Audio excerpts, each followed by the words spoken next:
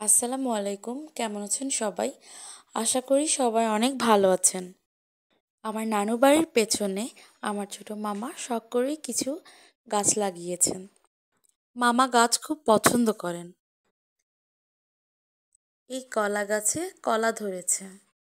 মামার বাগানে ফলের গাছের পাশাপাশি বেশ কিছু সবজির গাছও ছিল।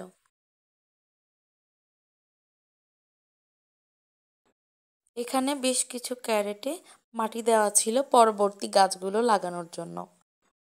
এখানে বিভিন্ন ধরনের গাছ ছিল, যেমন মরিচ গাছ, ধুন্দুল গাছ, শালগম গাছ, গাজর, শালগম সব কিছুই মোটামুটি ছিল।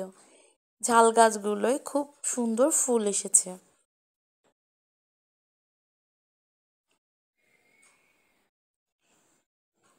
এটা শালগম গাছ। শালগম হয়েছে এবার, এই বছর এটা নতুন হয়েছে।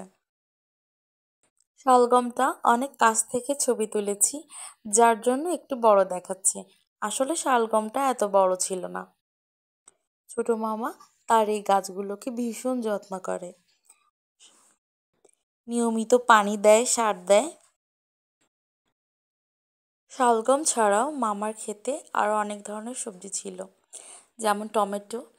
টমেটো প্রথমবার তুলনায় বেশ ভালোই হয়েছে। গাছগুলো খুব একটা বড় না, কিন্তু আমি খুব কাছ থেকে তোলার চেষ্টা করছি, এই জন্যে গাছগুলো বড় দেখাচ্ছে।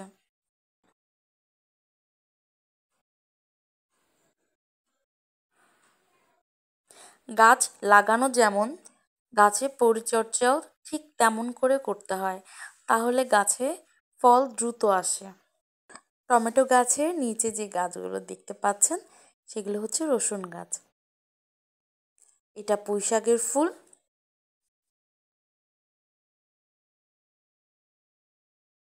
এখন সব পুঁইশাকের গাছেই ফুল হয়েছে, পুঁইশাকের ফল হয়েছে।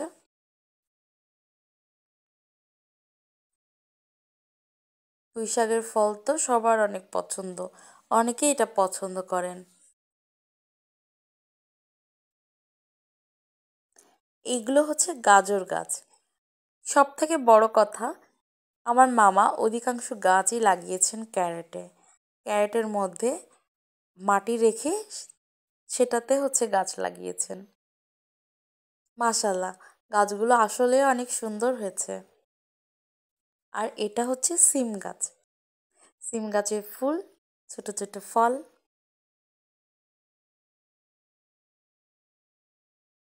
আরও অনেক ধরনের গাছ আছে, তবে আমি পুরোটাই তুলতে পারিনি।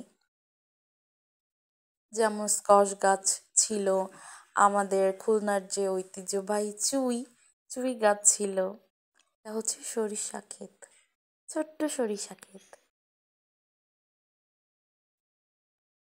সরিষা ক্ষেতের পাশে মূলা গাছ লাগানো, ছোট ছোট মূলাও হয়েছে।